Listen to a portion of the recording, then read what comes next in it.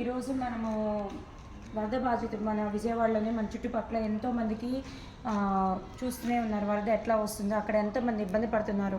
So మా వంతుగా మా ఫ్రెండ్స్ అందరం కలిసి కూడా మేము దుప్పట్లు కొత్తయే కొన్నామండి. ఇవి పాతవి కూడా కాదు, కొత్తవి కొనుక్కొచ్చాము.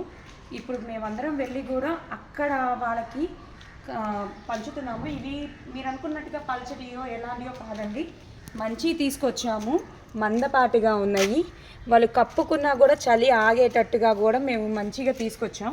సో ఇచ్చేది దానం ఏదైనా సరే మంచిగా ఇవ్వాలని మన పెద్దలు అంటుంటారు. సో అట్లా మేము ఏ పని చేసినా కూడా వాళ్ళకి ఉపయోగపడేటట్టు ఉండాలి కాబట్టి మేము కొత్తవి మంచి మందపాటి తీసుకొచ్చి ఇస్తున్నాం అనమాట. నేను ఎందుకు చెప్తున్నాను అనంటే, ఏదో వీడియో కోసమో మీ అందరికీ నాకు ఇది నేను చేస్తున్నానని గొప్ప కోసం కాదు.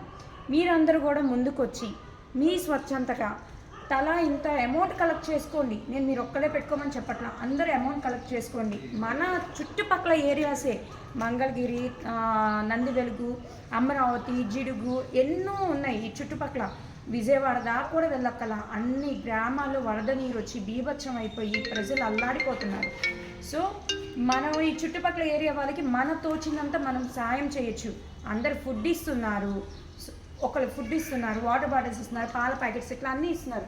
మేమేంటంటే చలికి ఆగేటట్టుగా పిల్లల దగ్గర నుంచి పెద్దవాళ్ళ వరకు అందరూ కూడా బాగుండాలని చెప్పి దుప్పట్లు తీసుకెళ్తున్నాం అనమాట. సో మీరు కూడా మీకు తోచింది ఏదో ఒకటి చెయ్యాలని మిమ్మల్ని మీ శ్వేత అడుగుతుంది. సో మీ స్వచ్ఛందంగా మీరు ఏదో ఒకటి చెయ్యండి. ఓకే, థ్యాంక్ యూ, నమస్తే.